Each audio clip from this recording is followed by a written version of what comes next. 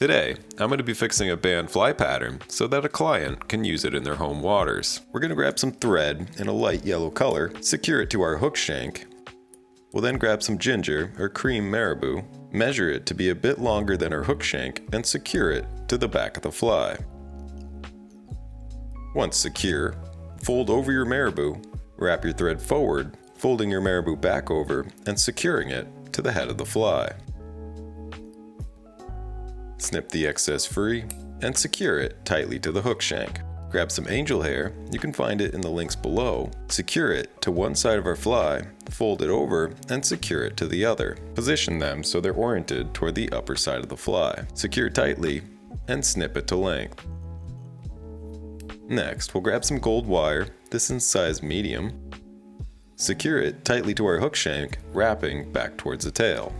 Once secured, set it aside and create yourself a custom dubbing blend. Create a dubbing noodle and begin wrapping it around your hook shank in closed touching spirals. Take your time with this and tighten as needed and build up a smooth transition towards the head of the fly, adding more dubbing as needed.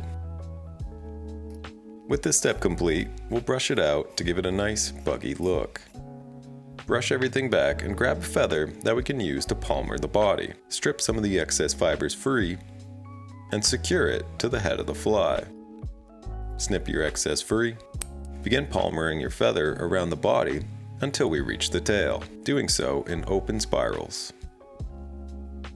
Grab your gold wire and use that to secure the feather in place. We'll counter wrap with the gold wire up the body, securing our feather in place as well as adding some durability.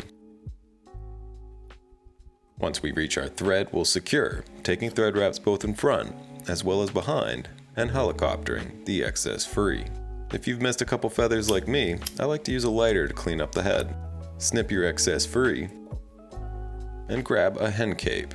Here I'm using a light beige color. Select a single fiber and snip off the tip, leaving a small triangle that we can use to tie on to the fly. Secure tightly and begin to hackle your feather around the head of the fly, brushing the feathers back as you go and doing it in closed touching spirals. Once complete, use your thread to secure in place, brush everything back, and use your thread to give it a nice brush back look. Snip your excess free and continue to clean up the head until you're happy. Whip finishing once complete. Snip your thread free. And this is the Vanilla Ice Bugger. Generally, this pattern is tied with a cone head. However, this dozen I'm tying up is on its way to a river in Canada, where it is in fact banned to use anything with weight. This is an excellent color that will also work well in my home waters for landlocked salmon. Thank you for watching, subscribe for more, and I will see you in the next one.